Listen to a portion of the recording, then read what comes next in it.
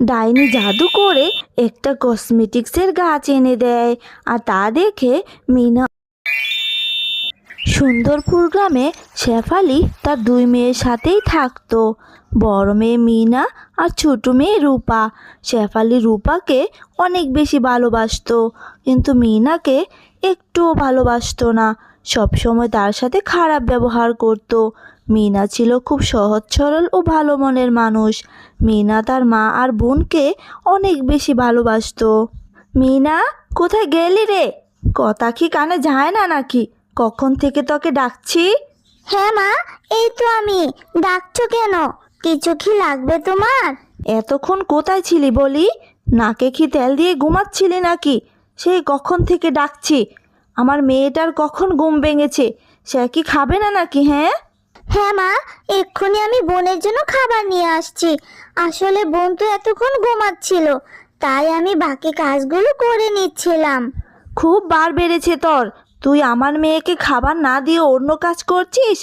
আমার মেয়ের থেকে কি তোর কাজটাই বড় হলো, তাই না? দাঁড়া, তোকে দেখাচ্ছি মজা। এই বলে শেফালি মিনাকে অনেক মারতে থাকে।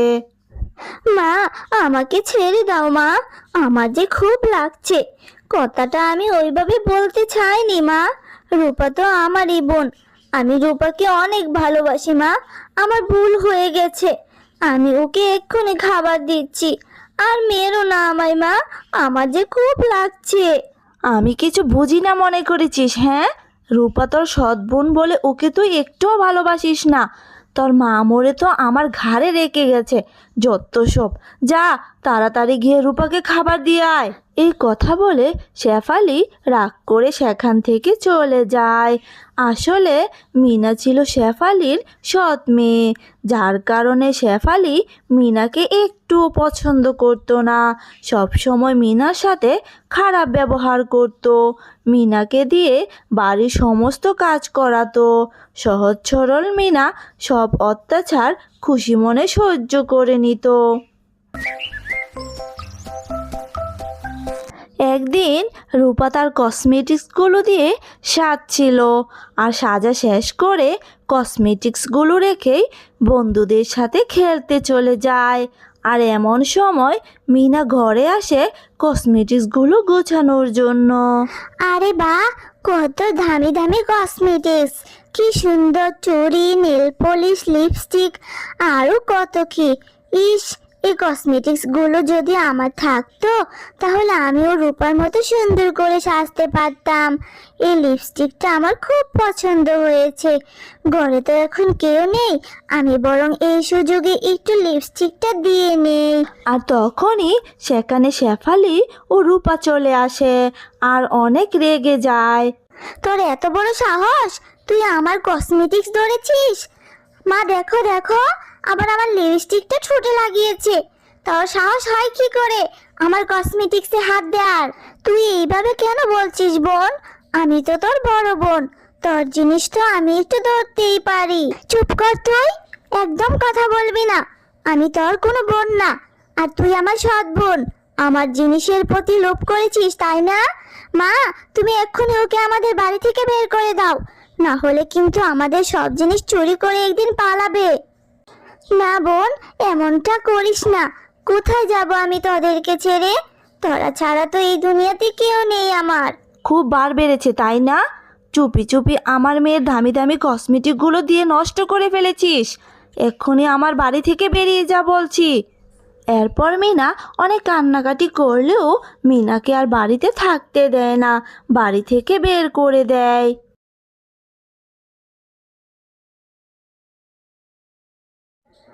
আজ এই কসমেটিক্সের জন্য আমাকে বাড়ি থেকে বের করে দিল। কোথায় যাব আমি? আমার তো কোথায় যাওয়ার জায়গা নেই। হে সৃষ্টিকর্তা, কি করব আমি? আমাকে একটা পথ দেখাও। আমাকে বেঁচে থাকতে হলে তো কাজ করতে হবে। এই ভেবে মিনা বাড়ি বাড়ি গিয়ে কাজ খুঁজতে থাকে, কিন্তু কোথাও কোনো কাজ খুঁজে পায় না। হে সৃষ্টিকর্তা, আমাকে তুমি নিয়ে যাও। আমার বেঁচে থাকার কোনো অধিকারই নেই। অনাথ এতিম মেয়েদের জন্য এই পৃথিবী নয়। কত জায়গায় কাজ খুঁজলাম, কোথাও কোনো কাজ খুঁজে পেলাম না। আমাকে সামান্য কসমেটিক্সের জন্য বাড়ি থেকে তাড়িয়ে দিল। আর যদি আমার মা বাবা বেঁচে থাকতো তাহলে আমাকে রাস্তায় দিন কাটাতে হতো না। আমাকে নিয়ে যাও, আমি আর এই নিষ্ঠুর পৃথিবীতে বাঁচতে চাই না। এইসব বলে মিনা অনেক কাঁদতে থাকে। আর পাশেই গাছের মধ্যে একটি ডাইনি ছিল। ডাইনি মিনার সব কথা শুনতে পেয়ে সেখানে আসে, আর তার মনে অনেক মায়া হয়। ভয় পাস না মেয়ে, সত্যি তোর তো দেখছি অনেক কষ্ট। কোনো চিন্তা করিস না তুই, আমি তোকে সাহায্য করব যাতে তুই ঠিক মতো খেতে পারিস। এই বলে ডাইনি জাদু করে একটা কসমেটিক্সের গাছ এনে দেয়, আর তা দেখে মিনা অনেক অবাক হয়ে যায়।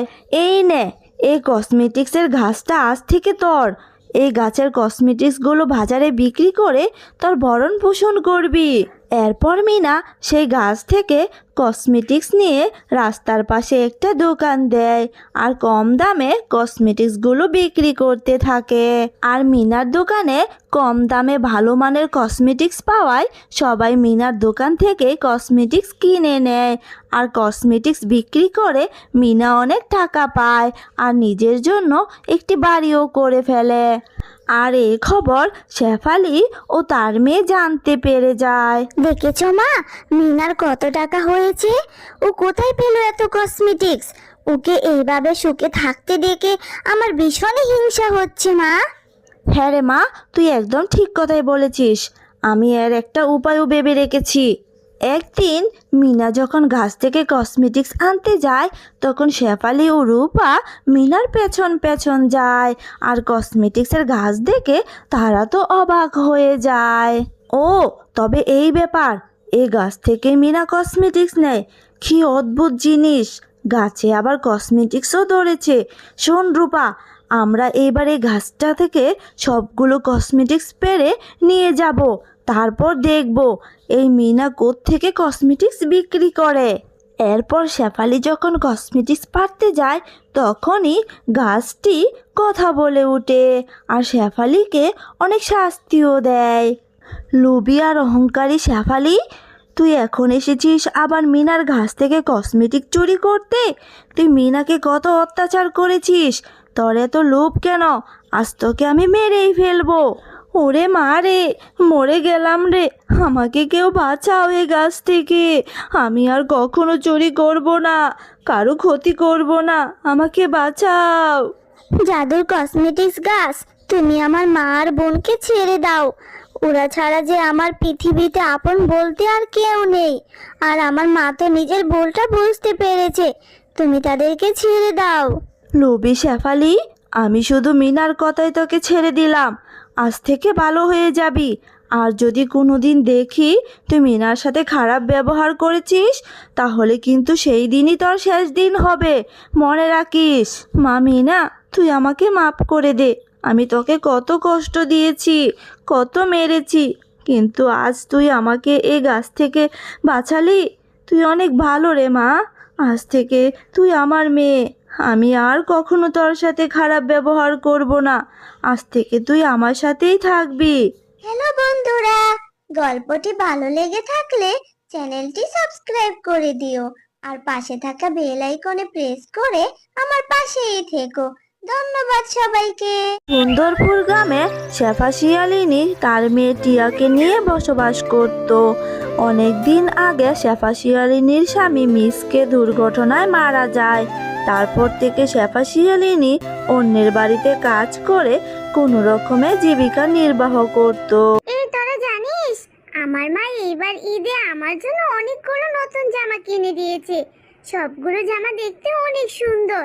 তোদের মা তোদেরকে কি কিনে দিয়েছে রে? এই টিয়া, তোর মা তোকে কি কিনে দিয়েছে? আমার মাও আমাকে জামা কিনে দিয়েছে। টিয়ার মা আবার ওর জন্য কি কিনে দিবে? ওর আগের বছরও কোনো জামা কিনা হয়নি। পুরনো জামা পরেই টিয়া ঈদ করেছে। আগের বছর আমার মায়ের কাছে কোনো টাকা ছিল না, তাই তো আমার মা আমাকে কোনো নতুন জামা কিনে দিতে পারেনি। তাই আমি পুরনো জামা পরে ঈদ করেছি। কিন্তু এইবার আমি মাকে বলবো আমাকে নতুন জামা কিনে দিতে। তারপর নতুন জামা পরে ঈদের দিন তোদের সাথে অনেক মজা করব, ঘুরতে যাব। তাই নাকি রে টিয়া? আগের বছরও তো বলেছিলি তোর মা নাকি তোকে নতুন জামা কিনে দিবে। কই, তোকে তো কোনো নতুন জামাই কিনে দেয়নি। তুই সেই পুরনো জামা পরে ঈদ করেছিলি। শোন টিয়া, তোকে আমরা এইবার আগেই বলে দিচ্ছি, তুই যদি এইবার নতুন জামা না পরিস তাহলে কিন্তু তোকে আমাদের সাথে ঈদের দিন ঘুরতে নিয়ে যাব না। বন্ধুদের এমন কথা শুনে টিয়া মন খারাপ করে বাড়ি চলে আসে। মা, তুমি এইবার ঈদে আমাকে নতুন জামা কিনে দিবে, না হলে আমি কিন্তু কোনো খাবার খাবো না আর বাড়ি ছেড়ে চলে যাব কিন্তু। মারে, আমরা তো অনেক গরিব, মানুষের বাড়ি কাজ করে যেই টাকা পাই সেই টাকা দিয়ে তো খাবারই কিনে খেতে পারি না। আর কয়দিন ধরে আমার শরীরটাও বেশ খারাপ যাচ্ছে, কোনো কাজই ঠিক মতো করতে পারছি না। আমার ম্যাডাম যে কী বলবে আল্লাহ ভালো জানেন। যাই হোক, যেই কয়দিন কাজ করেছিলাম সেই কয়দিনের টাকা যদি দেয় তাহলে তোকে একটা নতুন জামা কিনে দিব। কবে কিনে দিবে মা? ঈদের তো আর মাত্র 3 দিন বাকি আছে। আমাকে যদি এইবার তুমি নতুন জামা কিনে না দাও তাহলে আমি কিন্তু বাড়ি থেকে অনেক দূরে চলে যাব আর ফিরে আসবো না। তখন তুমি কান্নাকাটি করলেও কিন্তু লাভ হবে না। মারে, তুই কষ্ট পাস না, আমি তোকে কথা দিলাম ম্যাডামের কাছ থেকে টাকা এনে তোকে নতুন জামা কিনে দিব। আর মন খারাপ করে থাকিস না রে মা।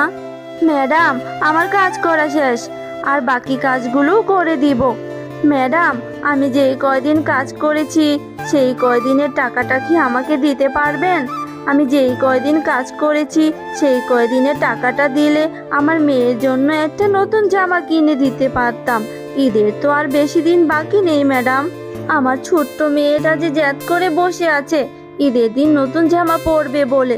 ঈদের তো আর মাত্র 3 দিন বাকি আছে, আর ওইদিকে আমার মেয়েটাও জেদ করে বসে আছে। কি করব ম্যাডাম? আপনি যদি কয়টা টাকা দিতেন তাহলে খুব উপকার হতো। শেফা, তুই তো সবসময় কাজে ফাঁকি দিস, কিন্তু টাকা চাওয়ার সময় অগ্রিম টাকাটা চেয়ে বসিস। আজ 5 দিন পর কাজে আসলি আর আজই এসে টাকা চাইছিস। আর তাছাড়া ঈদের কেনাকাটা করে আমার সব টাকা খরচ হয়ে গেছে, এখন আমার হাতে কোনো টাকাই নেই। তাছাড়া কিছু শপিং আরও বাকি আছে। তুই আমার আশা ছেড়ে দে, আর তোর যদি নতুন জামা কাপড় কেনার থাকে তাহলে অন্য কোথাও থেকে ব্যবস্থা কর। আপাতত আমি কোনো টাকা দিতে পারবো না। ম্যাডাম, এইবার তো আপনি অনেক টাকার কেনাকাটা করেছেন, আমি তো আপনার কাছে সামান্য কিছু টাকাই চেয়েছি। এই টাকাটা কি আপনি দিতে পারবেন না ম্যাডাম? দয়া করে আমাকে ফিরিয়ে দিবেন না, আমাকে কিছু টাকা দেন না ম্যাডাম। বাপ মরা মেয়েটা যে আমার জন্য পথ চেয়ে বসে আছে, দয়া করে কিছু টাকা দেন না ম্যাডাম, দয়া করেন না ম্যাডাম। শেফা, তুই এত কথা কেন বলছিস? আমার টাকা আছে তাই আমি শপিং করেছি, প্রয়োজনে আরো করব। তোর টাকা নেই তুই করবি না, এত শখ কেন? হ্যাঁ, গরিবের এত শখ থাকতে নেই, বুঝলি? যা, অন্য কোথাও থেকে গিয়ে টাকা জোগাড় করে তোর মেয়ের জন্য জামা কিন। এখানে এত কথা বলে সময় নষ্ট করিস না। ম্যাডাম, আমি তো এমনি এমনি আপনার কাছে কোনো টাকা চাইনি, আমি তো আমার কাজের টাকাই চাচ্ছি। দিন না ম্যাডাম আমার কাজের পারিশ্রমিক। আরে বললাম তো আমার কাছে এই মুহূর্তে কোনো টাকা নেই, আমি তোকে এখন কোনো টাকাই দিতে পারবো না। এই মাস শেষ হলে আমি তোকে টাকা দিয়ে দিব। আর হ্যাঁ, বাড়ির যত কাজ রয়েছে সবগুলো শেষ করে তারপর যা। মেয়েটাকে যে আমি কথা দিয়েছি কাজ শেষ করে টাকা নিয়ে নতুন জামা কিনে দিব, কিন্তু ম্যাডাম তো আমাকে কোনো টাকাই দিল না।